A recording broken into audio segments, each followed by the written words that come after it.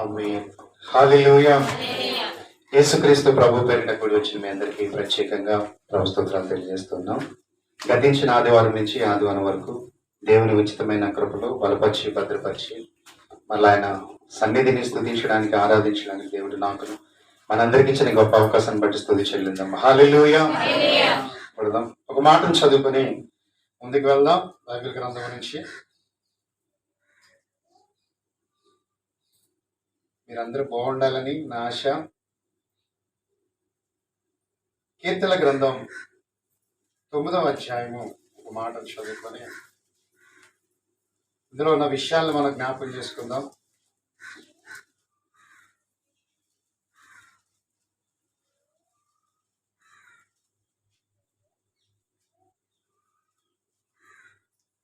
పదిహేడవ వచనాన్ని చదువుకుందాం. దుష్టులను దేవుని మనిషివారును పాతాళములోనికి దిగిపోదురు. హల్లెలూయా చెప్దామా?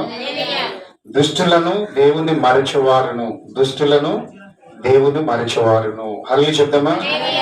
పాతాళం అనగా శ్రమలు, కష్టాలు, వేదనలు, బాధలు, ఇరుకులు, ఇబ్బందులు, తట్టుకోలేనివన్నీ కూడా ప్రభువుని విడిచిపెట్టడం ద్వారా, దుష్టులుగా జీవించడం ద్వారా ఇవన్నీ కూడా మన మీదకి వస్తాయని దేవుని యొక్క వాక్యం కూడా సెలవిస్తూ ఉంది. పాతాళానికి మరొక అర్థాన్ని మనం చూస్తే వేదన గల చోటు, అంటే చనిపోయిన వారందరూ ప్రభువుని నమ్మకుండా చనిపోయిన వారందరూ వెళ్ళే చోటుది. అక్కడ ఏంటంటే బాధలే ఉంటాయి, సంతోషం ఉండదు, ఆనందం ఉండదు, కలిసి మాట్లాడుకొని ఉండదు, కలిసి బాధను పంచుకోవడానికి ఉండదు, చెప్పుకోవడానికి ఉండదు, చేతి సహాయం ఉండదు, ప్రార్థన చేయడానికి ఉండదు, ఉపకారాలు చేయడానికి ఉండదు. అలాంటి బాధాకరమైన స్థలము పాతాళము. అలాంటి శ్రమలు, అలాంటి బాధలు ఎవరి మీదకి వస్తాయంటే దుష్టులుగా జీవిస్తున్న వారి మీదకి, దేవుడు చేసిన మేలును మరిచి తిరిగే వారికి, దేవుని విడిచిపెట్టే వారికి ఈ కష్టాలు, ఈ శ్రమలు వస్తాయని దేవుని యొక్క వాక్యం ఇక్కడ కీర్తనకారుడు ద్వారా దేవుడు సెలవిస్తూ ఉన్నాడు. అలాగే చూద్దామా? అందుకే 5వ అధ్యాయం 4వ వచనంలో కూడా ప్రభుకి ఏదంటే ఇష్టం లేదో చూద్దాం. అక్కడ నీవు దుష్టత్వమును చూచి ఆనందించే దేవుడము కాదు. అసలు దుష్టులన్నా, దుష్టత్వం అంటే చెడు. అంటే దుష్టులకు మరొక పేరు ఉంటుంది, దుర్మార్గులు, దుర్మార్గము. అంటే వారి ఇచ్చలను బట్టి జీవిస్తారు, దేవుని ఇష్టాన్ని బట్టి జీవించరు. వారి స్వలాభం కోసం జీవిస్తారు, దేవుని లాభం కోసం జీవించరు. వారు తమ మీద తాము ఆధారపడిపోతారు, దేవుని మీద ఆధారపడరు. అంటే దేవునికి నచ్చనివన్నీ చేస్తూ ఉంటారు, న్యాయమైన మార్గాన్ని విడిచిపెట్టేస్తూ ఉంటారు, అన్యాయములకు వడికట్టుకుంటూ ఉంటారు, దౌర్జన్యవాదులుగా జీవిస్తారు. దేవుడు వీళ్ళందరినీ కూడా దుష్టులుగా పెట్టాడు అనమాట. దేవుడు మరింత కొద్దిగా పెద్ద పేరు ఉపయోగించాడు. చెడ్డవారనే దానికంటే దానికి ఒక మరొక పెద్ద టైటిల్ పెట్టాడు అనమాట. వీడెంత దుర్మార్గుడండి అంటాడు.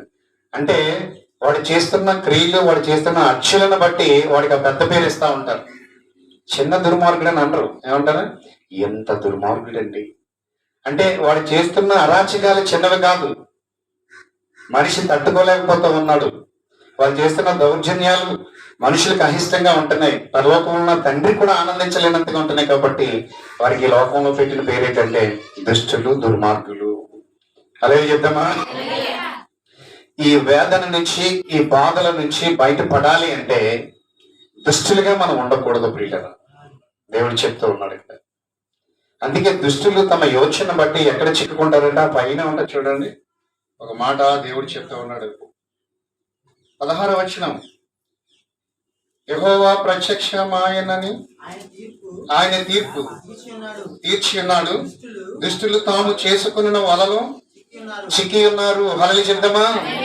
తీర్పు తీర్చినప్పుడు అంటే దుష్టులుగా ఉంటున్న వారు, దేవుణ్ణి విడిచిపెట్టి తిరుగుతున్న వారు, దేవుణ్ణి మర్చిపోయి మైమర్చిన వారు, మేలునకు ప్రతిగా జీవించిన వారు, కృతజ్ఞతా భావం చూపలేని వారు, దేవుని సన్నిధిని పూర్తిగా ఎడం పెట్టిన వారు, దేవుని బిడ్డలుగా పేరు పెట్టుకొని దేవునితో నడవన వారికి తీర్పు జరిగినప్పుడు వారు చిక్కబడతారు. వారు ఆ చిక్కులలోంచి బయటికి రాలేరు.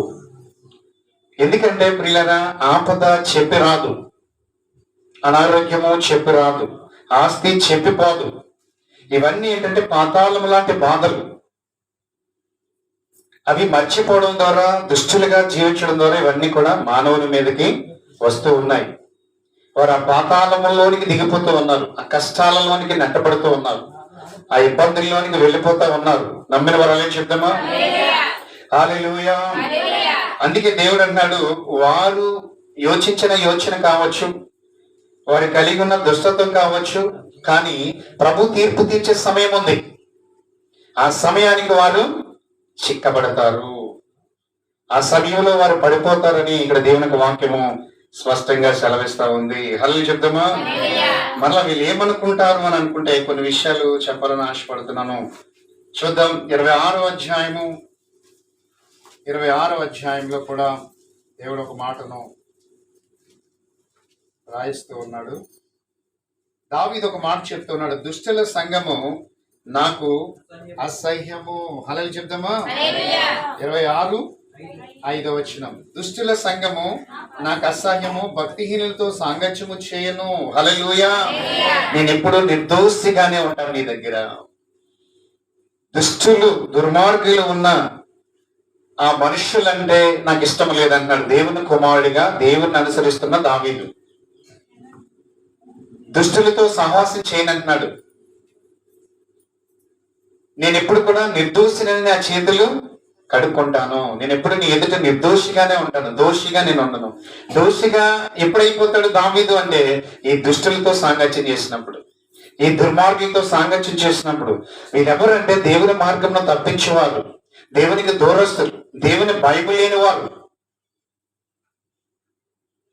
దేవుని అవమానపరిచేవారు, దేవుని నిందించేవారు, దేవునికి అనుకూలంగా తమ మార్గంను అప్పగించిన వారు, దేవుని చిత్తాన్ని, దేవుని ఆజ్ఞలను ధిక్కరించిన వారు, భూమి మీద ప్రభు బిడ్డలుగా పేరైతే ఉంది కానీ ప్రభు కోసం ఏ రోజు జీవించిన వారు, వీళ్ళందరూ కూడా దుష్టుల జాబితాలోకి వస్తారు. ఇంకా చెప్పాలంటే దేవుని మాటను వినని వారు, దేవుని మాటను వినని వారు. అందుకే చూడండి, మొన్న మనం ఒక విషయాన్ని చెప్పుకున్నాం. విషయంలో సొదొమ గొమొర్రా పట్టణాలు వచ్చాయి. వారు ఎవరంట? దుష్టులు. 13 ఆదికాండం. వారు ఎవరు చెప్పండి? దుష్టులు. అందుకే వారికి అవకాశం ఇచ్చినా వినలేదు కాబట్టి కాల్చి పడేశాడు దేవుడు. నేటికి సాక్ష్యంగా ఉంచాడు ఆ దేశాన్ని, ఆ పట్టణాలని. మీరు వెళ్ళి చూడొచ్చు, బూడిదైపోయింది. ఇప్పటికీ కూడా మొలకలు కూడా మొలవండి అక్కడ. ఎందుకంటే ఏం కురిపించాడంటే దేవుడు? అగ్ని గంధకములు, భస్మం, బూడిది, ఫైర్ అయిపోద్ది అనమాట. అక్కడ నల్లగా బొగ్గైపోతా ఉంటది. అక్కడ ఏ పంట కూడా నేటికి పండలేదంటే అక్కడ. దాన్ని ఈరోజు మృత సముద్రంగా పిలుస్తూ ఉన్నారు. అంటే అది చచ్చిపోయింది. ఇంకా అది ఆ ప్రాంతం చరిత్రలో ఈనురాలుగా మిగిలిపోయింది. సొదొమ గొమొర్రా పట్టణాలు. ఎందుకో తెలుసా? 13:13 చెప్పాడు, యెహోవా దృష్టికి వారు దుష్టులను పాపులునై ఉన్నారు. పాపులు పాపములో ఉన్నారు, ఆజ్ఞను అతిక్రమిస్తూ ఉన్నారు. అక్కడ సేవకుల మాట వినటం లేదు, అబ్రహాము సువార్తలు లెక్క చేయలేదు, నీతిమంతుడైన లోతు చెప్పే ఉపదేశం వినటం లేదు. మరొక పెద్ద పేరుతో పిలిచాడు వారిని, దుష్టులైపోయారు వాళ్ళు. ఎంత చెప్పినా వినని వారు, భ్రష్టులు అయిపోయారు వాళ్ళు. అందుకని దేవుడు ఒక నిర్ణయానికి వచ్చేసాడు. ఏంటి ఆ నిర్ణయం అంటే, వీరిని ఇంకా భూమి మీద ఉంచకూడదు, వచ్చే తరానికి సాక్ష్యం అవ్వాలని దేవుడు తలంచి ప్రేమగా ఎంచుకున్న తన పిల్లలైన వారిని, భూమి మీద ఉన్న 750 కోట్ల మంది దేవుని పిల్లలు ఎంతగానో ప్రేమిస్తున్నాడు. ఆ ప్రేమించిన ప్రేమను తిరస్కరించి ధిక్కరిస్తా ఉంటుంటే ఎంతకాలం సహిస్తాడా తండ్రి? అసలు ఆలోచించండి. ఏ తండ్రి కూడా తమ పిల్లల్ని చంపుకోవడానికి ఇష్టపడ్డు. అనేక మార్లు బుద్ధి చెప్పిస్తానే ఉంటాడు, బుద్ధి చెప్తానే ఉంటాడు. కనపడ్డ వాళ్ళందరికీ మీరైనా చెప్పండి అంటాడు. వాళ్ళ టీచర్ దగ్గరికి వెళ్ళి టీచర్ని చెప్పమంటాడు. వాళ్ళ పాస్టర్ గారి దగ్గరికి వెళ్ళి మీరైనా చెప్పండి, మీ మాట వింటారంటారు. పెద్దల దగ్గరికి వెళ్తారు, ఎవరన్నా ఇక్కడ జ్ఞానవంతులుగా జీవించారు, మీరైనా చెప్పండి, నా కొడుకు మారుతాడేమో అని అనేక ప్రయత్నాలు చేస్తూ ఆ కొడుకుని తన వైపు త్రిప్పుకోవాలని, బాగు చేసుకోవాలని ఆలోచిస్తున్న తండ్రులు ఈరోజు కోకొల్లలుగా ఉన్నారు. పరలోకంలో ఉన్న తండ్రి కూడా వారికి చాలా టైం ఇచ్చాడు. వారికి ఏంటి సువార్త చెప్పలేదనుకుంటున్నారా? వాక్యం చెప్పలేదనుకున్నారు, చెప్పించాడు. అయినా సరే వారి దుష్టత్వమును విడిచిపెట్టలేదు. అందుకే దేవుడు అంటాడు, దుష్టుడు తన దుష్టత్వము నుంచి విడిపించబడి బయటకు వస్తే నాకు సంతోషం. అలా దుష్టత్వంలో నుంచి చచ్చిపోతే నాకు ఏ సంతోషం లేదు. ఒక తల్లిదండ్రులు తమ పిల్లలు దుర్మార్గంలో ఉన్నప్పుడు మారిన తర్వాత వారికి సంతోషం ఉంటుందా? మారినప్పుడు ఉంటుందా? అదే చెప్తామా? ఒక తల్లి ప్రతి క్షణం నా కొడుకు మారాలని ప్రార్థన చేస్తూ ఉంటది. అంటే ఆ కొడుకు ఇంటర్నల్ గా ఏదో బాధపడుతున్నాడు ఆ తల్లిని. చెప్పుకుంటే ఎక్కడ అవమానమన్నా కొడుకు గురించి చెప్పలేకపోతుంది. ఏ ఆస్తినో ఆర్పేస్తున్నాడు, ఏ జోసానికి అలవాటు అయిపోయాడు, దాని ద్వారా తమకున్న ఆస్తిని అంతా కూడా నాశనం చేస్తున్నాడు. పైకి చెప్పుకుంటే నా కొడుకు ఎలాంటి వాడని అనుకుంటారని ప్రార్థన సహాయాన్ని కోరుకుంటూ ప్రతిరోజు కన్నీరు కారుస్తూ ఉంటుంది నా ముందు. ఇప్పటికే చాలా లక్షల రూపాయల ఆస్తి ఆర్పేశాడు. అయినా తను అనుకుంటుంది, ఎప్పటికెప్పుడు అనుకుంటుంది, సహాయం కోరుకుంటుంది ఏమనంటే నా కొడుకు మారాలి.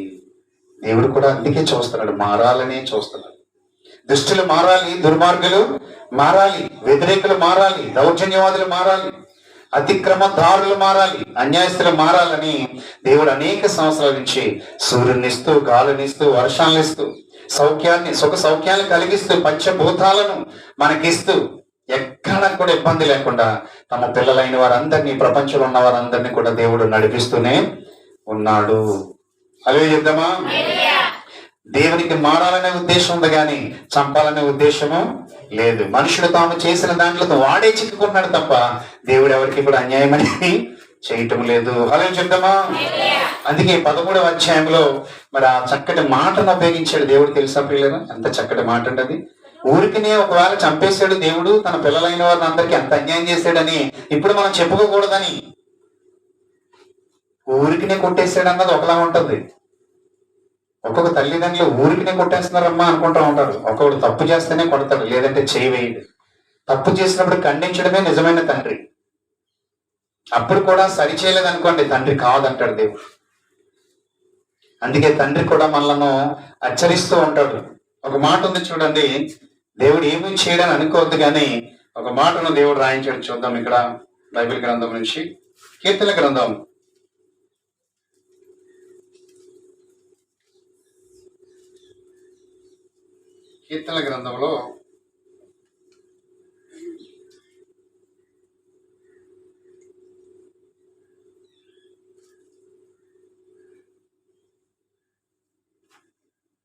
1 మాటను మనం చదువుకొని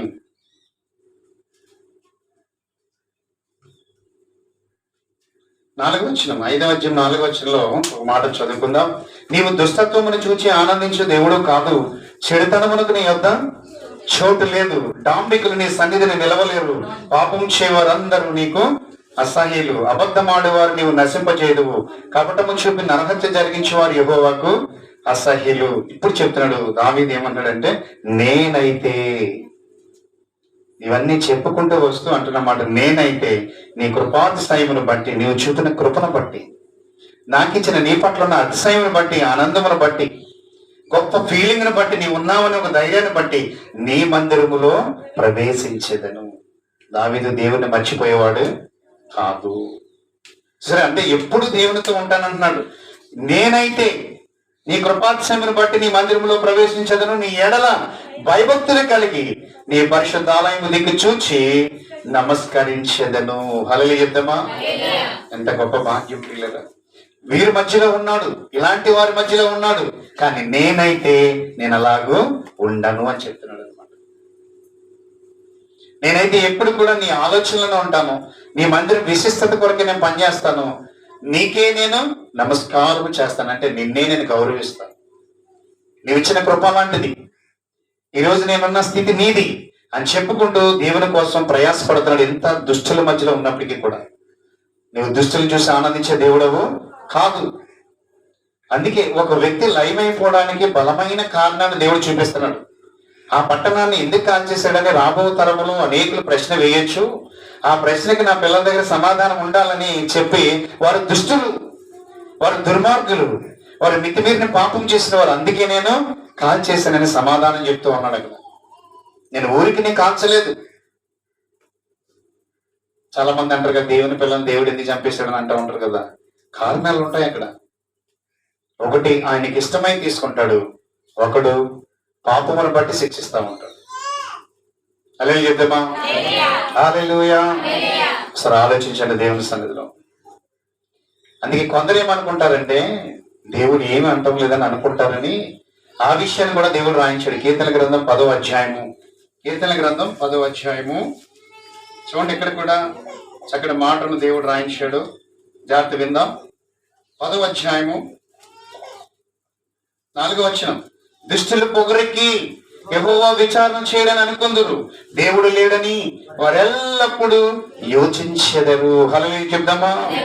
ఇన్ని చేస్తున్నప్పటికీ, ఇన్ని అంటున్నప్పటికీ వీళ్ళు అనుకుంటారట, ఎవడేం చేస్తాడు నన్ను, దేవుడు లేడు కదా, దేవుడు ఉంటే మరి ఈ పాపం బట్టి అన్నీ చంపేయాలి కదా, నన్ను వెంటనే శిక్షించాలి కదని మళ్ళా వారి హృదయంలో అతిశయిస్తూ మాట్లాడతారంట వాళ్ళు.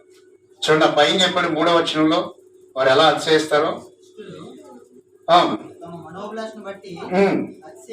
అతిశయపడుదురు, లోబులు యెహోవాను తిరస్కరింతురు. హల్లెలూయా చెప్తామా? మనోభిలాష అంటే మనస్సుకు తగినట్లుగా, వారికి ఇష్టమైన రీతిగా అతిశయపడుతూ మాట్లాడుతూ ఉంటారట. దేవుడు ఏం అనలేక కాదు, దుష్టులందరినీ ఏరు పారేలేక కాదు, వారు దుష్టత్వం నుంచి బయటికి రావాలని ఎదురు చూస్తున్నాడు కన్న తండ్రి. నమ్మిన వారు అనే చెప్తామా? దుష్టత్వం ఏదైనా న్యాయము తప్పిపోవడం, అన్యాయమును చోటు చేసుకోవడం, అన్యాయం నీ దగ్గరికి రావడం, దీని ద్వారా దుష్టత్వం అనేది నీలోనికి వస్తుంది. నిన్ను చూసి దేవుడు ఆనందించలేడు, అలాంటి వారిని చూసి ప్రభు సంతోషించలేడు. వారికి ఏమీ కూడా రాదు, వారికి బాధలు, శ్రమలు, పాతాళం లాంటి వేదన తప్ప వారికి ఏమీ కూడా ఆస్తిగా ఏమీ రావని దేవునికి లేఖనం ఇక్కడ సెలవిస్తూ ఉంది ప్రియులరా. ఎందుకంటే దేవుడు చేయగలడు, ఈ పొగరుని అని చేయగలడు. దుష్టులకి ఏముంటదంటే ఎక్కువగా పొగరు, దుర్మార్గులకు పొగరు, దీనత్వం కలిగిన వారికి తగ్గింపు ఉంటుంది. అందుకని వారు మరలా అనుకుంటున్నారంట, దేవుడు విచారణ చేయలే అంటే మనల్ని ఏమీ అనట్లే అని అనుకుంటున్నారంట. ఎందుకంటే దేవుడు సొదొమ గొమొర్రా పట్టణాలను అనలేదా? ఆ ప్రజల మీద ఉగ్రత కురిపించలేదా? అగ్ని గంధకములు కురిపించలేదా? 2 పేతురు ఒకసారి చూద్దాం. 2 పేతురు ఈ మాటను కూడా మనం చదువుకొని అక్కడ చెప్తూ ఉన్నాడు ఒక మాటను. త్వరగా మనము ప్రభు సన్నిధిలో ముందుకు సాగిదాం.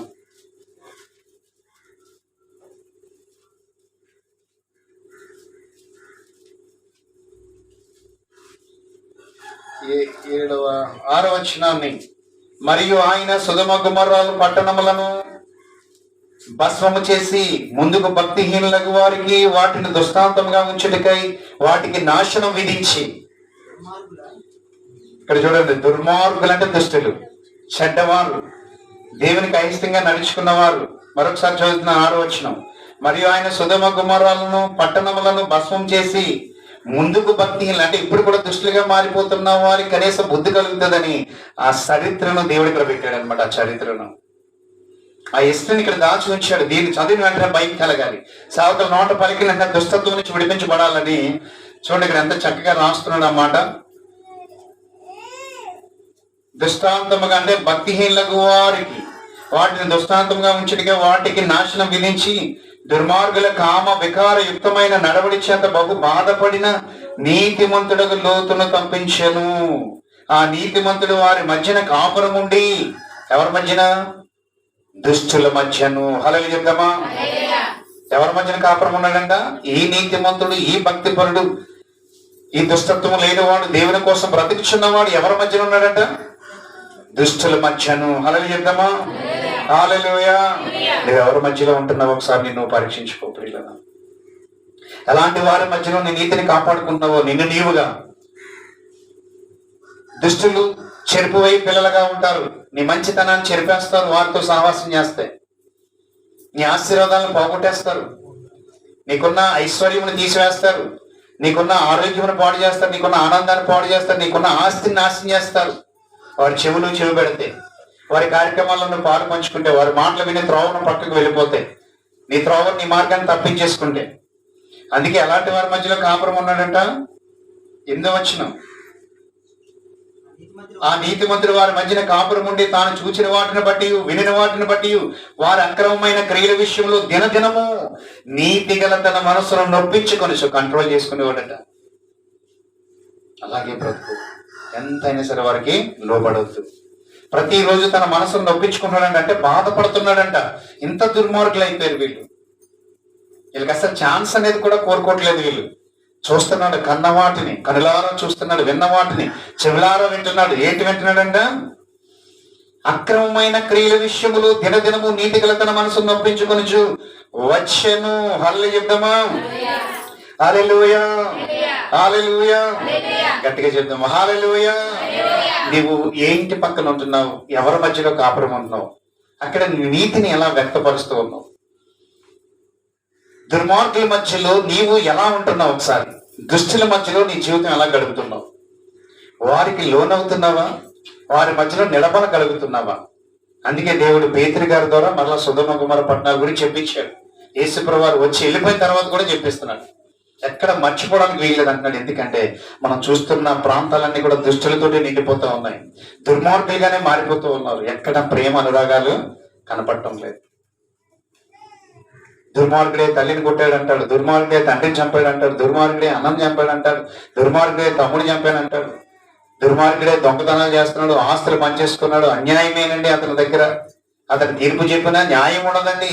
వీళ్ళందరూ కూడా దుష్టులు చలామణి అవుతున్నారు. వారికి దేవుని శిక్షలు ఉన్నాయి, వారి మీద దేవుని తీర్పులు ఉన్నాయి, వారికి విచారణలు ఉన్నాయి, ఎంక్వైరీస్ ఉన్నాయి వారికి. కానీ వారు తగిన సమయంలో వారే ఆ పనిలో చిక్కుపడతారు. వరలు చెప్తామా? నేను ఎంత మంది చిక్కపడుతున్నారంటే ప్రతిరోజు వీడియో క్లిప్లు మనం చూస్తున్నాం కదా. ఎవరినన్నా వదిలేస్తున్నాడు దేవుడు? సరే ఆలోచించండి, ఎంతమంది అండి. మొన్నప్పుడు ఒక బిల్డింగ్ పైపులో డబ్బు దాసాడండి. బిల్డింగ్ పైపు ఎవరికి అనుమానం రాదు కదండి. వాటర్ పైపులో ఉంటాయి కదండి, పై నుంచి కిందకి వస్తాయి కదండి బిల్డింగ్లు. గోడల మీద పైపులు వస్తున్నాయా? ఆ పైపులో ఒక ఇనప రాడ్లో ఒకటి పొడవుగా పెట్టి దాని కట్లన్నీ చుట్టి కట్టి ఆ పైపులో పెట్టి కింద క్యాప్ పెట్టేసాడండి.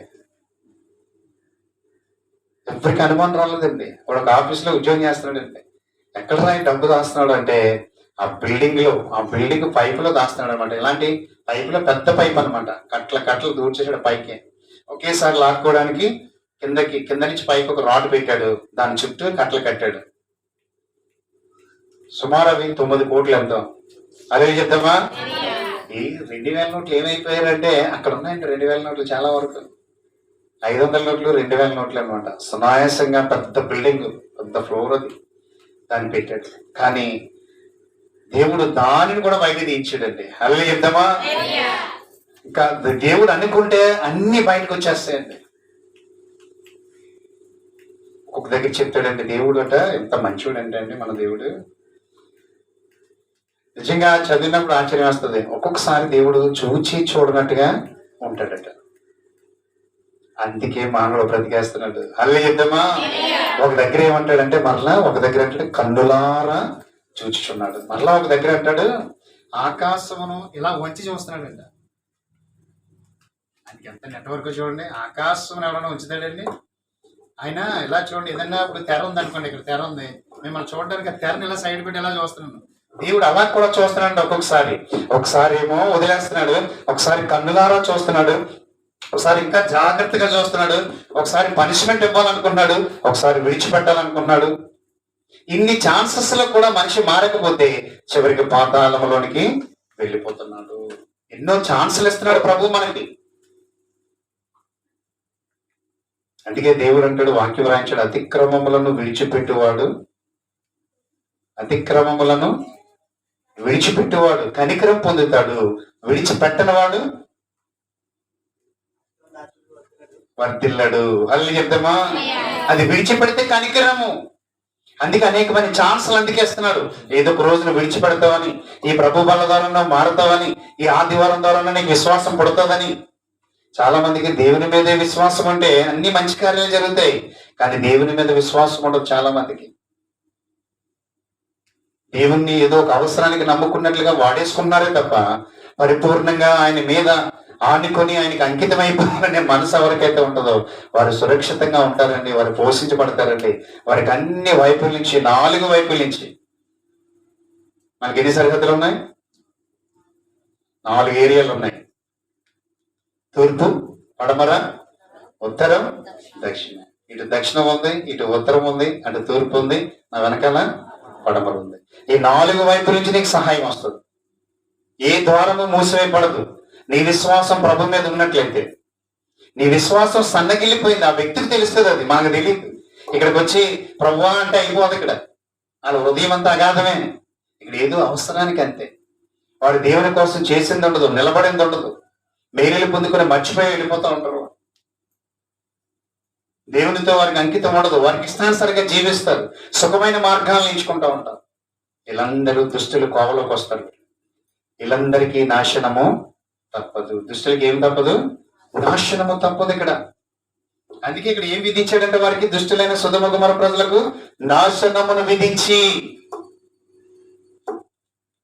ఎంత చక్కగా రాయించాడు ఇక్కడ మాట. మరొకసారి చదువుదామా, ముగించుకుందాం, జాగ్రత్త విందాం. దుష్టులుగా మనం ఉండొద్దు ప్రియులరా.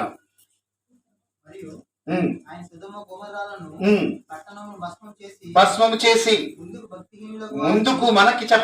ముందుకు చెప్పడానికి అలా వారిలా ఉండకూడదని, ఈ వాక్యం అంటే ఇలా మారుతారేమో, మారి నాశనం తప్పించుకుంటారని దేవుడు తలంచి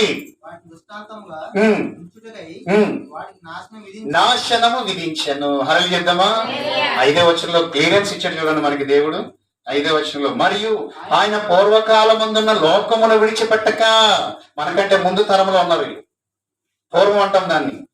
పూర్వకాలమందున్న లోకమును విడిచిపెట్టక భక్తిహీనుల సమూహం మీదకి జల ప్రళయము రప్పించినప్పుడు నీతిని ప్రకటించిన నోవాహును మరి 7గురిని కాపాడెను. హల్లేలూయా చెప్తామా? చూసారా, నీతిగా బ్రతికే వారిని కాపాడుతాడు దేవుడు ఎప్పటికైనా. వారికి ఆస్తున్న ఐశ్వర్యాలున్న దుష్టులకి శిక్ష తప్పదు. వారికి కాపాడబడలేరు, ఆ ఆస్తి నుంచి వారు రక్షించబడలేరు, ఆస్తి వారు ఏమీ చేయలేరు. కానీ నీతిమంతులు మాత్రము ఎలాంటి సమయంలోనైనా రక్షిస్తాడు. ఆ రోజు అంతమంది భక్తిహీనుల మధ్యలో, దుర్మార్గుల మధ్యలో ఎవరున్నారంట? నోవాహు, తన 7గురు కుటుంబం, 3 కొడుకులు, 3 కోడళ్ళు, తన భార్య. వారిని మాత్రమే తప్పించాడండి ఆ ప్రాంతంలో. నీవున్న ప్రాంతంలో, నీవున్న ఇంటిలో కష్టకాలం వచ్చినప్పుడు, శ్రమకాలం వచ్చినప్పుడు, దేవుడి తీర్పులు వచ్చినప్పుడు ఈ భక్తుల వలె నువ్వు ఉండగలిగితే దేవుడు నిన్ను తప్పిస్తాడు. నీలో ఏ దుష్టత్వము ఉండకూడదు, ఏ దుర్మార్గము నీలో ఉండకూడదు, దుర్మార్గమైన ఆలోచన నీలోకి రాకూడదు. దేవుని దగ్గర పరిపూర్ణంగా ఆయన ప్రేమించాలి, నీతి కొరకు జీవించాలి. నీతి అంటే ఆజ్ఞ మీద పనిచేయడం. నీతి లేకపోవడం అంటే ఆజ్ఞను విడిచి పనిచేయడం. దేవుడు ఒక సింపుల్ గా పాపం గురించి చెప్పాడు. ఏమని చెప్పాడు? ఆజ్ఞ అతిక్రమమే పాపము అంటే. చూసారా, మరి నీతి ఎక్కడ ఉంది? మరి అక్కడ ఆజ్ఞను క్రమపరుచుకోవాలి. ఆజ్ఞను విడిచిపెడితే నీతి లేదు. ఆజ్ఞను ప్రేమించి ఆ సులువైన ఆజ్ఞ కొరకు మనం పాటుపడితే, అంటే దేవుడు చెప్పే ప్రతి మాటను చేయగలిగితే నీతి. ఒక పాపి నీతి మత్వంలోనికి వస్తాడు. పాపం ఎప్పుడు ఎంటర్ అవుతుందంటే ఎవరు చెప్పినా వెనకపోయి నడిచినప్పుడు. దేవుడు చెప్పినా, సేవకులు చెప్పినా, నీ కుటుంబం చెప్పినా, తల్లిదండ్రులు చెప్పినా, ఈ వ్యవస్థలో మంచిని ప్రబోధించేవారు ఎవరు చెప్పినా విననప్పుడు వారు ఏమైపోతారంటే పాపములో పడిపోతారు. అందుకే దేవుడు అన్నాడు, పాపము చేయవారు అక్కడ పడి ఉన్నారు. అంటే దేవుని మాట వినటం లేదు వీళ్ళు. ఎవరు చెప్పినా వినటం లేదు, వారికి ఇష్టమైన మార్గాలు కూడా వెళ్ళిపోతున్నారు. వీళ్ళే దుస్తులు. వీళ్ళకి పొగరెక్కువ, తల బిరుసు ఎక్కువ వీళ్ళకి. అందుకే దేవుడు వీళ్ళ గురించి ఒక మాట అంటున్నాడు, చూద్దాం. ఆ వాక్యాన్ని కూడా మనం చూసుకొని ముందుకు వెళ్ళిపోదాం లేదా. చూడండి, ఇక్కడ చక్కటి మాటను దేవుడు రాయిస్తూ ఉన్నాడు.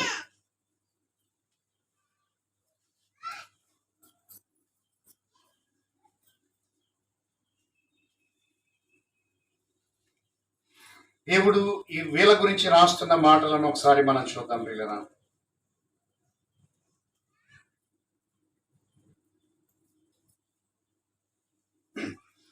50వ అధ్యాయము 21వ వచనంలో ఒక మాట చెప్తున్నాడు. ఇట్టి పనులు నీవు చేసినను నేను మౌనిన ఇంటినని, అందుకు నేను కేవలం నీ వంటి వాడనని నీవు అనుకుంటున్నావు. అయితే నీ కన్నులు ఎదుట ఈ సంగతులను నేను వరుసగా ఉంచి నిన్ను గద్దిస్తాను. హల్లెలూయా. ఈ దుస్తులు అనుకుంటున్నారు కదా, నాకు ఏ పనిష్మెంట్ రావట్లేదు, దేవుడు నన్ను శిక్షించట్లేదు కదా, నా దుర్మార్గతను ఆయన ఇంకా ప్రోత్సహిస్తున్నాడేమో అనుకుంటున్న వారి గురించి దేవుడిచ్చిన మంచి సమాధానం చూడండి. ఇట్టి పనులు ఎన్నో నువ్వు చేస్తున్నాను, ఎంతో మందిని బాధ పెడుతున్నాను, హత్యలు చేస్తున్నాను, అన్యాయమైన తీర్పులు ఇస్తున్నాను, దోచుకుంటున్నాను, దొంగగా మారిపోతున్నాను, నా సన్నిధిని విడిచిపెడుతున్నాను, నాకు దూరంగా బ్రతుకుతున్నాను, మేలుని మధ్య తిరుగుతున్నాను, నేను ఊరుకుంటున్నాను నువ్వు అనుకుంటున్నావా? అని ఇక్కడ దేవుడు ఏమంటాడంటే, ఎట్టి పనులు నువ్వు చేసి నేను మౌనంగా ఉంటున్నానని, అందుకు నేను కేవలం నీలాంటి మనిషిని నువ్వు అనుకుంటున్నావేమో.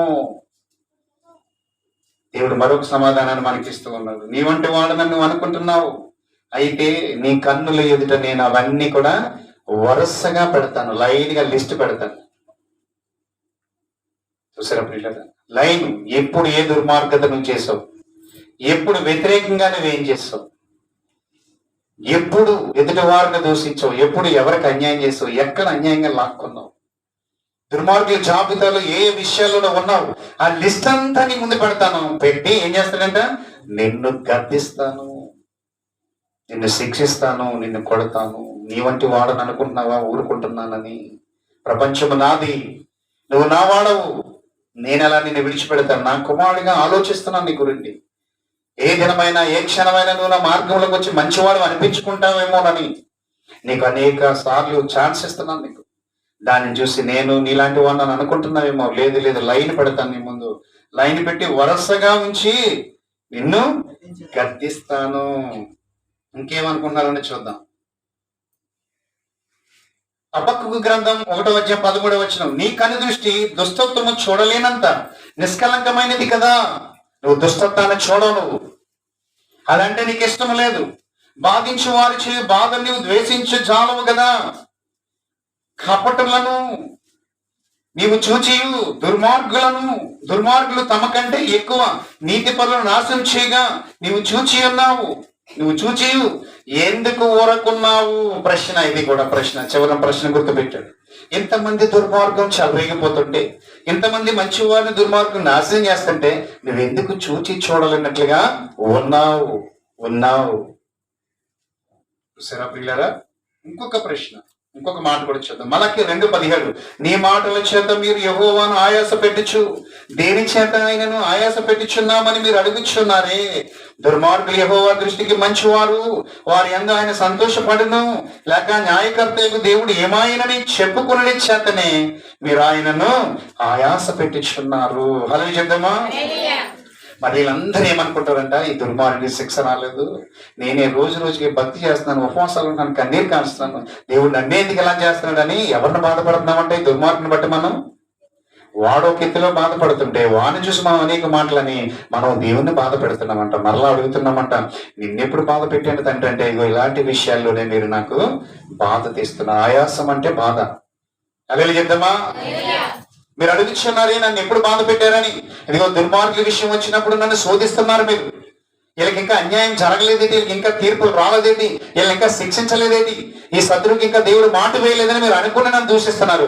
ఆ విషయంలో నన్ను మీరు బాధ పెట్టుచున్నారు. నా తీర్పులు వారి మీదకి వస్తాయి. నీ వంటి వాడని కాదు, నేను మారాలని నేను చూస్తున్నాను. ఒక్కొక్క ఇంట్లో ఒక్కొక్క దుర్మార్గుడు ఉంటాడు, ఎక్కువ టార్చర్ పెడతా ఉంటాడు. వాడి శ్రమను భరిస్తూనే అనేక మార్లు ఎప్పుడు మారుతాడా అనేవాళ్ళు ఉంటారు అక్కడ, ఇది ఎప్పుడు పోతాడా అనేవాళ్ళు కూడా ఉంటారు. ఆ తల్లి అనొచ్చుడికి ఇంకా చావు రాలేదు అనొచ్చు ఒక్కొక్కసారి. మళ్ళీ ఆ తల్లి నోటంటే వీడు మారితే పోగుంది కదా అని అనుకుంటుంది. ఇవన్నీ దేవుణ్ణి ఇక్కడ అడుగుతుంటుంటే నన్ను ఏ రీతిగా కూడా మీరు బాధ పెడుతూ ఉన్నారు. దుష్టులు ఒకెత్తు బాధ పెడుతుంటే వారి దుష్టత్వం బట్టి వారికి ఇంకా తీర్పులు రాలేదని మీరు నాకు ఏం చేస్తున్నారు? ప్రశ్నలు వేస్తూ ఉన్నారు, నన్ను బాధిస్తూ ఉన్నారు, ఇబ్బంది పెడుతూ ఉన్నారు. దేవుడు ఎప్పుడు ఖచ్చితంగా చెప్పాడు. 150 అధ్యాయాలు కలిగిన అధ్యాయంలో కీర్తన గ్రంథంలో 1వ అధ్యాయంలో చెప్పాడు, దుష్టుల మార్గము నాశనమునకు నడుపును అని ఆయన చెప్పాడు కదండి. దుష్టులు చెలవేగుతూ ఉన్నప్పుడు, వారు అలా జీవిస్తూ ఉన్నప్పుడు నువ్వు కంగారు పడవద్దు. నువ్వు కంగారు పడవలసిన పని లేదు. వారికి నాశనం విధిస్తాను నేను. ఖచ్చితంగా నువ్వు కన్నారా చూస్తాను. వాడు దుష్టత్వం నుంచి మారాలని కూడా నువ్వు కూడా ఆలోచించు. నీ ఇంట్లో 10 మందిలో ఒకడు తప్పు చేస్తుంటే నువ్వేమనుకుంటావు? చంపేయాలని ఏ రోజు అనుకోను. ఏమనుకుంటావు చెప్పు? ఈ 9 మందిలాగా వాడు కూడా మారాలని. పడుకున్నా, తింటున్నా, ఎక్కడికి వెళ్ళినా, పొలంలోకి వెళ్ళినా ఆ ఒక్కడి గురించి ఆలోచిస్తావు. 9 మంది నీ అండర్లో ఉన్నారు. అందుకే యేసు ప్రభువు 10 మందిలో ఒకటి తప్పిపోతే అక్కడికి వెళ్ళాడు తప్పి 9 మందికి వెళ్ళలేదు. ఇలా ఆల్రెడీ దేవునితో ఉన్నారు. ఆ ఒక్కరిని ఎలాగైనా ఇందులో చేర్చాలి, వాడిని ఎలాగైనా మంచి మార్గంలో తీసుకుని రావాలి, వాడికి బుద్ధి చెప్పాలి. ఒకవేళ పడిపోయాడు, కష్టాల్లో ఉన్నాడు, శ్రమల్లో ఉన్నాడు, గాయాలయ్యి వాడిని మళ్ళా బుజ్జగించి లాక్కొని మళ్ళా అందులో కలిపినప్పుడు ఆయన సంతోషించాడు. అదే చెప్దామా? హల్లెలూయా. ఒకసారి ఆలోచించండి దేవుని సన్నిధిలో. ఇక్కడ కూడా అదే దేవుడు చెప్పినాడు, మీరు మరలా ఎందుకు నన్ను ఇబ్బంది పెడుతున్నారు, ఏ విషయంలో నాకు బాధ కలుగుతుందో చెప్పనా, ఆ దుష్టుడి గురించి మీరు నన్ను అంటున్నారు, దుష్టుని బట్టి ప్రభు సంతోషం కలుగుతుంది, వాడు ఎన్ని చేసినా ఊరుకుంటున్నారని అంటున్నారంటే జనాలు. మనమే అంటాం కదండి అప్పుడప్పుడు. ఫస్ట్ అనేది ఎవడో క్రైస్తవుడే అంటాడు, అన్నిటికి తెలియదు అలాంటి అన్ని. ఏమంటాడో తెలిసాడు, ఈ జ్వరం వస్తే మా ఇద్దరి జ్వరం నాకే వస్తుంది అర్థమానం, ఆడు బాగానే ఉన్నాడు, దేవుడు నమ్మనాడు అని మన నోట్ అంటే వస్తుంది. అందుకే ఇక్కడ చెప్తున్నా చూడండి, దుష్టులు చేయడం ఏమనుకుంటున్నారంటే వీళ్ళు చూద్దాం. మలకి గ్రంథం 2వ అధ్యాయం, మీ మాటల చేత మీరు యెహోవాను ఆయాస పెట్టుచు దేని చేత మరలా ఆయన ఆయాస పెట్టుచున్నామని మీరు అడుగుచున్నారే, ఏ విషయంలో బాధపడుతున్నారంట దేవుని చూద్దాం. దుర్మార్గులు యెహోవా దృష్టికి మంచివారు, కామ పెట్టాడు. ఏమనుకుంటున్నారంటే వీళ్ళు, దుర్మార్గులకి శిక్ష రాలేదు, వీళ్ళనే ఎక్కువ ప్రేమిస్తున్నాడు దేవుడు, ఒక పాయింట్. రెండవది మనం చూద్దాం, వారి యందు ఆయన సంతోషపడును, వారు ఎన్ని చేస్తున్నా, చెడ్డ పనులు ఏం చేస్తున్నా ఆయన సంతోషమే కలుగుతుంది, మనకే బాధలన్నీ వస్తున్నాయి. లేక న్యాయకర్తకు దేవుడు ఏమాయను అని చెప్పుకుని చేతనే మీరు ఆయనను ఆయాస పెట్టించున్నారు, న్యాయం తీర్చలేదు. ఎంత బాధ పెడుతున్నాడు ప్రతిరోజు. ఈ గోడ దగ్గర, దడి దగ్గర, కుళాయి దగ్గర నన్ను వేధిస్తూనే ఉన్నాడు, అనేక రీతిగా నన్ను బాధిస్తూనే ఉన్నాడు. వీడికి ఇంకా నాశనం రాలేదని మనం ప్రభును శోధించకూడదు. మనం ఏం చేయాలి, మనకి ఇచ్చిన అవకాశం ఏంటి, ప్రార్థన చేయండి. దుష్టులకు శిక్ష తప్పదన్నావు కదా ప్రభు. వారు పొగరెక్కి మాట్లాడుతూ ఉన్నారు, వారు విచారణ లేదనుకున్నారు, నీ వాక్యం దగ్గర స్పష్టంగా చెప్తూ ఉన్నావు, నాశనం విధించమని సొదొమ గొమొర్రా పట్టణస్థులు దుష్టుల మార్గం గురించి నువ్వు చెప్పావు కదా ప్రభు. 1వ అధ్యాయంలో మీరు చెప్పారు కదా, 4వ వచనం, దుష్టులు అలాగునుండక, దుష్టులు అలాగే ఉండరు నీ కళ్ళ ముందు, దుష్టులు అలాగునుండక గాలి చెదరగొట్టు పొట్టువలే అగుదురు. ఎంత ఆదరణకరమైన వాక్యాన్ని మనకి ఇస్తాడు దేవుడు. మనం బాధపడొద్దండి. దుష్టుల మధ్యలో నువ్వు ఎలాగుంటున్నావు ఒకసారి నువ్వు పరీక్షించుకో. నీ నీతి నీది, నీ భక్తి నీది, నీ బైబిల్ నీది. ఎవడో చెప్తే మారిపోవడం ఏంటి, నువ్వు ఎవడో ఏదో అంటే నువ్వు మార్గాన్ని విడిచిపెట్టడం ఏంటి? ఒకసారి ఆలోచించండి. ఇక్కడ దుష్టుల మార్గము నాశనముకు నడుపును, నీతిమంతుల మార్గము యెహోవాకు తెలియను. అలా చెప్తామా, నువ్వే ఎలాంటి వారి మధ్యలో ఎంత కష్టాలు పడుతున్నావే, ఇన్ని శ్రమలు పడుతున్నావే, నీతిని అమ్ముకోక, ఆహాబు వలె కాక, నువ్వు దేవుని నీతి రాజ్యం కొరకు నీతిగా బ్రతుకుతున్నావే. ఇంతమంది మధ్యలో కూడా, చుట్టూ దుర్మార్గుల మధ్యలో కూడా జీవిస్తున్నా నీవు, దుష్టత్వం చూసి ఆనందించనని చెప్పిన దేవుణ్ణి ప్రేమిస్తున్న నీవు, నీ నీతి అని తెలుసు. ఆ టైం వచ్చినప్పుడు, న్యాయ విమర్శ జరిగినప్పుడు ఎవరు తప్పించబడతారంట? నీతిమంతులు. అలే చెప్తామా, హల్లెలూయా. అక్కడ అదే చెప్తున్నా 4వ వచనం, దుష్టులు అలాగునుండగా గాలి చెదరగొట్టు పొట్టవలే ఉందరు. కాబట్టి న్యాయము జరిగినప్పుడు, ప్రభు న్యాయం తీర్చినప్పుడు దుష్టులు భూమి మీద ఉండరు, కనపడరు. ఎన్నో ఎన్నో విషయాల్లో దేవుడు మాట్లాడుతున్నాడు. ఒక కుటుంబం ఏం చేసిందో చూసి నేను ముగించేస్తాను. ఒక కుటుంబం ఏం చేశారో మనం చూద్దాం. వారి దుష్టత్వము ఎలా దేవునికి అయిష్టమైపోయిందో మనం చూసుకుని ముందుకు వెళ్ళిపోదాం. 2 రాజుల గ్రంథం 17వ అధ్యాయము 11వ వచనం.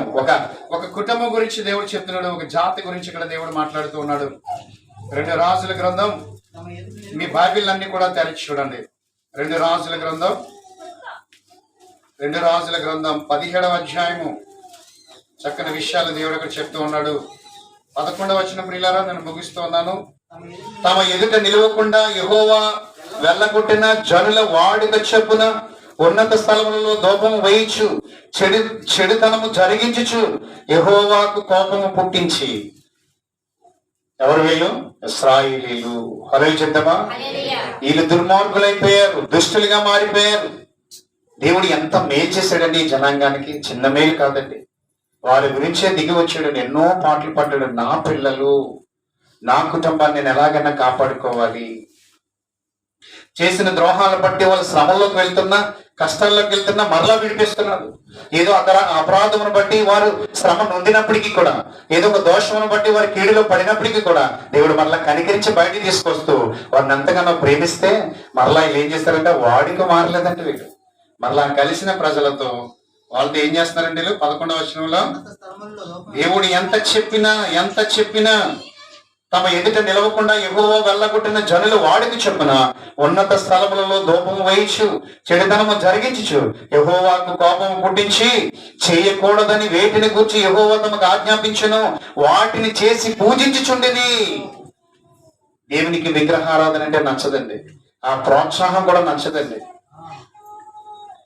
అందువల్ల దేవుని కోపం వస్తుంది. వాళ్ళే దుష్టులంటే, దుర్మార్గులంటే. అలా చెప్తామా? దాని వల్ల నీ ఇంటికి శాపం వస్తుంది. దాంట్లో ఏలడితే చాలు నీ ఇంటికి వచ్చేస్తుంది ప్రమాదం. దాని కార్యక్రమాలు నీలో ఉంటే, దాని కార్యకలాపాల్లో పాలు పొందుకుంటే ఖచ్చితంగా నీ ఇంటి మీదకి శాపం వస్తుంది. ఏదో ఒక రీతిగా బాధని కలుగుతుంది, బాధించబడతాను.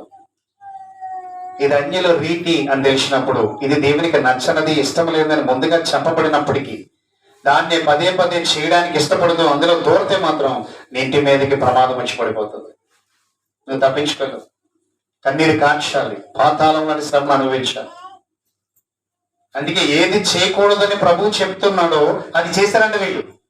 ఏంటి ముందుగా చెప్తుంటే బుద్ధి ఉండాలి కదండి జనాలకి. ఎంత చక్కగా ప్రభు వివరిస్తున్నాడు చూడండి. మరొకసారి ఆ మాటను నేను చదువుతాను. నేను చదువుతున్నాను మీకు అందరికి అర్థమయ్యేలాగా. చేయకూడదని వేటిని గురించి యెహోవా తమకి ఆజ్ఞాపించును వాటిని చేసి పూజించి. ఎంత కోపం పుట్టించారండి దేవునికి వీళ్ళు. అలా చెప్తామా?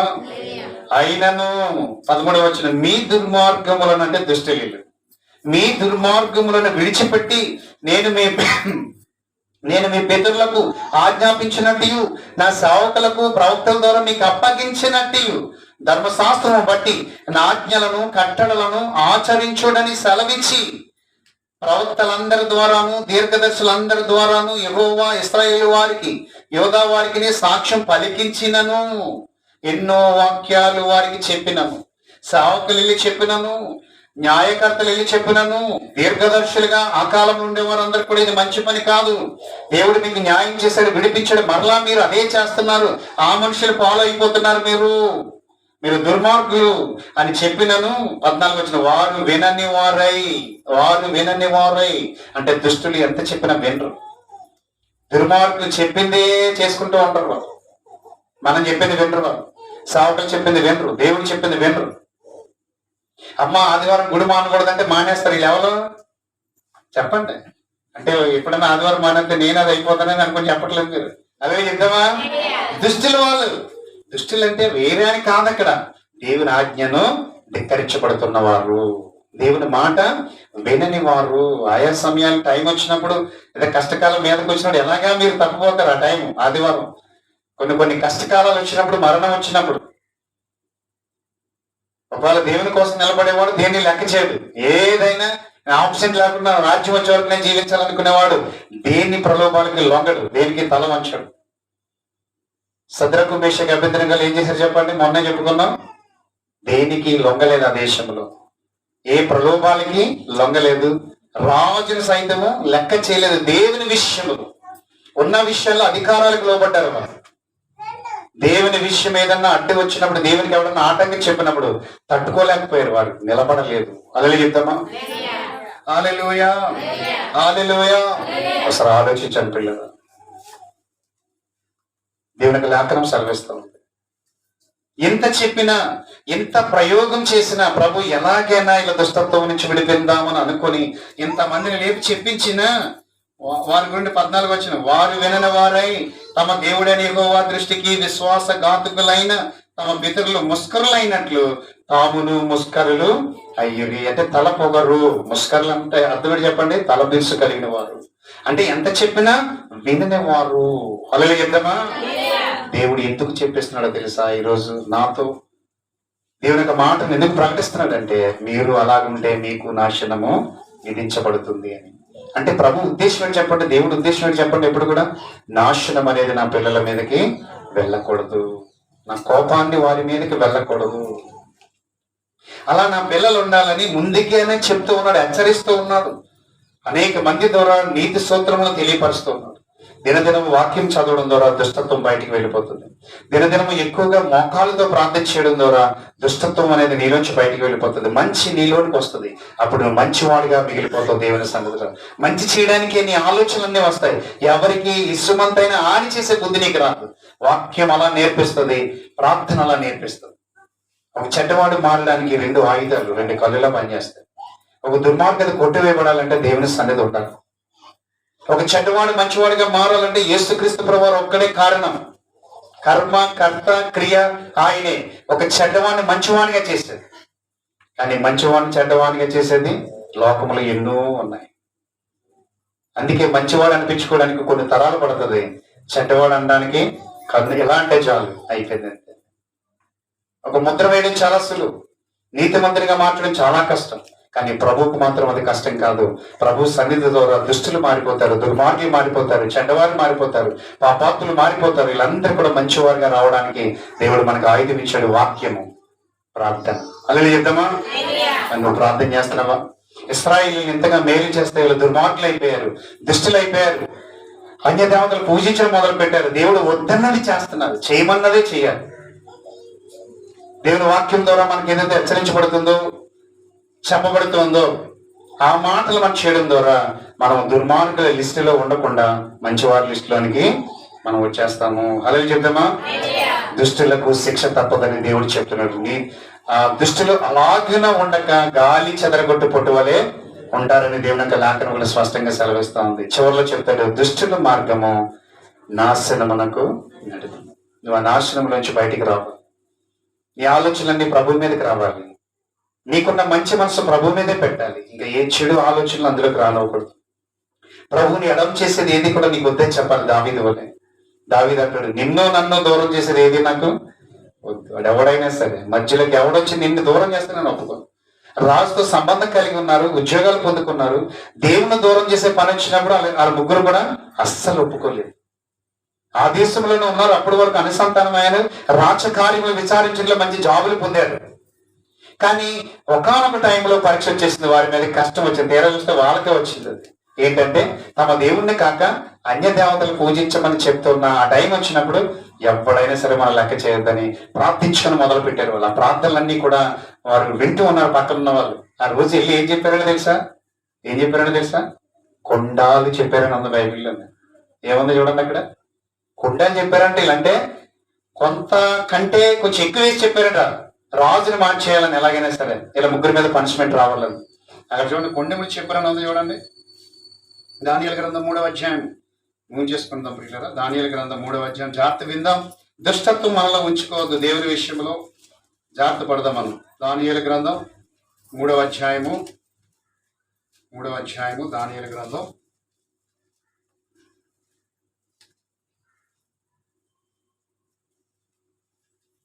ఇక్కడ మాటను మనం చూద్దాం. ఈ మాట మీ బైబిల్లో కూడా మీరు వినండి.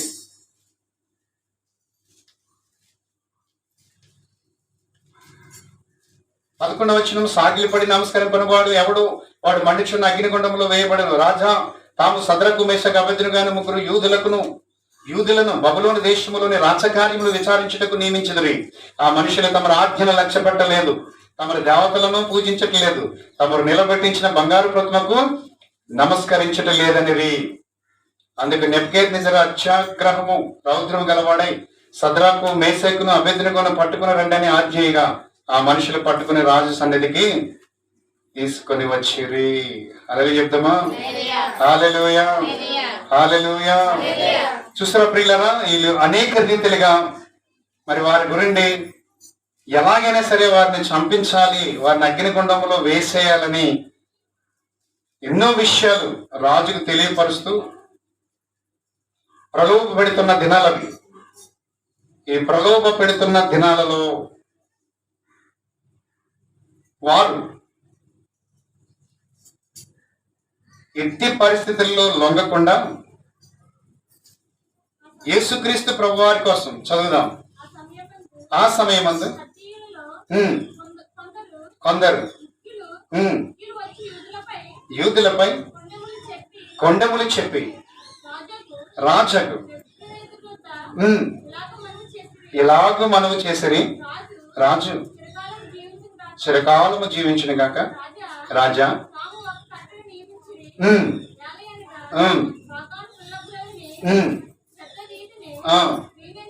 ఈ దండోరలన్నీ వేయించినప్పుడు, ఈ ప్రకటనలు వెళ్ళినప్పుడు చదివండి చదవండి.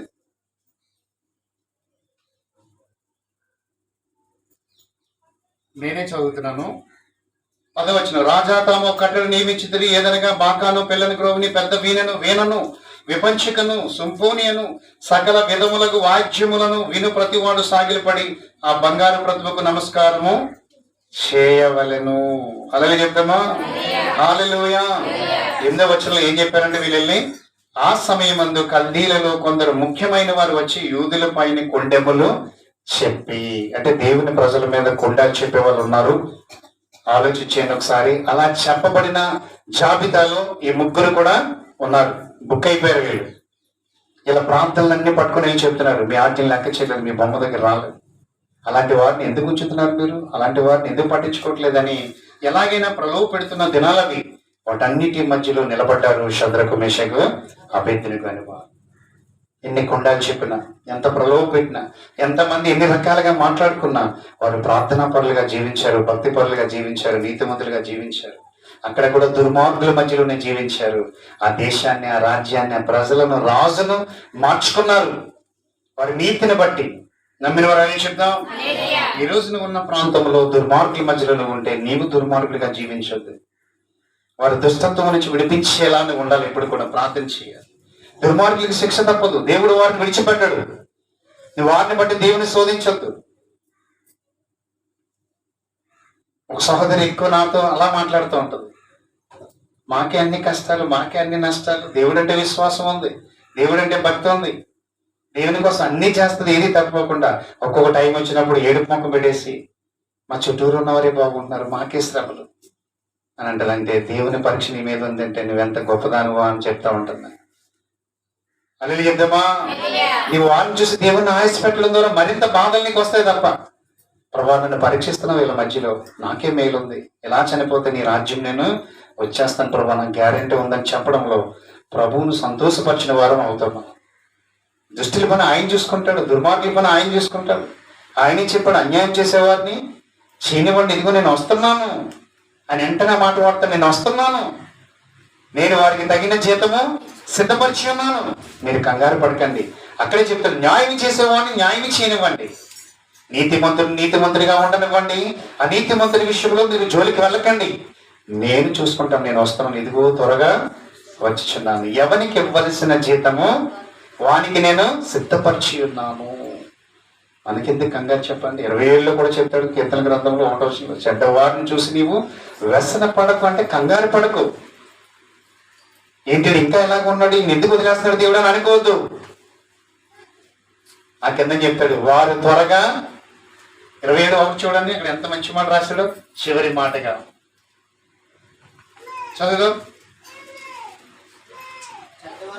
చెడ్డవారిని చూసి వ్యసన పడకము, దుష్కార్యం చేయవారిని చూసి మత్సరపడద్దు, వారు గడ్డి వలనే. చూసారా, వారు ఎండిపోతారు, పచ్చని కూర వలె వాడిపోదురు. అలాగే చెప్తామా? హల్లెలూయా. చూసారా, వదిలేస్తాడని ఎలా అనుకుంటున్నారు మీరు? ప్రతి వారికి శిక్ష ఉంది. నీలో దుష్టత్వం ఉంటే ఖచ్చితంగా దేవుడు నీకు శిక్షిస్తాడు. శ్రమ పడాలి. మరి అందరం కూడా దుష్టులుగా ఉండడానికి వీలు లేదు. హల్లెలూయా చెప్తామా? మనం ఏ జాబితాలకు వచ్చేయాలంటే దుష్టత్వం విడిచిపెట్టింది వారి జాబితాలకు వచ్చేయాలి. దావీది జాబితాలకు రావాలి. దావీదికి ఎవరంటే ఇష్టం లేదంట? దుష్టులంటే నాకు అసహ్యం. నేను వారి మధ్యలో ఉంటున్నప్పుడు, వారి గురించి వింటున్నప్పుడు నేను నిర్దోషిగా నీ ముందు కనబడాలని చేతులు కడుక్కుంటాను అంటాడు. చూసారా, మనకు కూడా దుష్టులు మార్గంలో ఉండడానికి అసహించుకోవాలి, వారి మార్గంలో ఉండకూడదు. అందుకే 1వ వచనం, ఇలాంటి వారితో మనం ఆలోచించకూడదు, దుష్టుల ఆలోచన చొప్పున నడకూడదని ప్రభు చెప్పేశాడు మనకి. అమ్మో, ఈ నా విశ్వాసాన్ని పాడు చేసేస్తున్నాడు వీడు, నా నీతిని ఎలాగ దెబ్బ కొట్టేసాడు, ఈ మాటలు వింటుంటే దేవుని దగ్గరికి వెళ్ళడానికి అవకాశం లేనట్టు ఉన్నాయి, అందుకని వాడిని అక్కడే క్యాన్సిల్ చేసామన్నాడు దేవుడు. దుష్టులు ఇలాంటి ఆలోచనలు ఇస్తారు. దుష్టుడు ఏమనుకుంటాడంటే వాడి మార్గాన్ని నడిపించాలనుకుంటాడు. దేవుడు ఏమన్నాడంటే వాడు ఆలోచనలో కనుక నువ్వు వెళ్ళేవాడు పడిపోతావు కాబట్టి ముందుగా చెప్తున్నాను వెళ్ళకు అంటున్నాడు. 1వ అధ్యాయం కీర్తనల గ్రంథం 1వ వచనం, దుష్టుల ఆలోచన చొప్పున నడకూడదు. దుష్టులు చెప్పే ప్రతి మాట దేవుని ఆటంకపరిచేలాగా ఉన్న ప్రతి మాట వినకూడదు. వారితో సహవాసము చేయకూడదు. అందుకే దావీదు ఒక నిర్ణయానికి వచ్చాడు, దుష్టుల సంగము నాకు అసహ్యము, నా దేవునికి ఇష్టం కాదు అది, అందుకే నాకు ఇష్టం కాదు. ఈ సమాజంలో నేను ఉన్నాను, నా పరిస్థితుల్లో నేను ఉన్నాను, ఇలాంటి వారంటే నేను అసహించుకుంటాను. ఆ కింద చెప్తాడు, పనికి మాలి వారితో నేను సాంగత్యము చేయను. ఎవరితో చేయడట? పనికి మాలిన వారితో సాంగత్యము చేయడట. నమ్మిన వారు అలా చెప్దాం.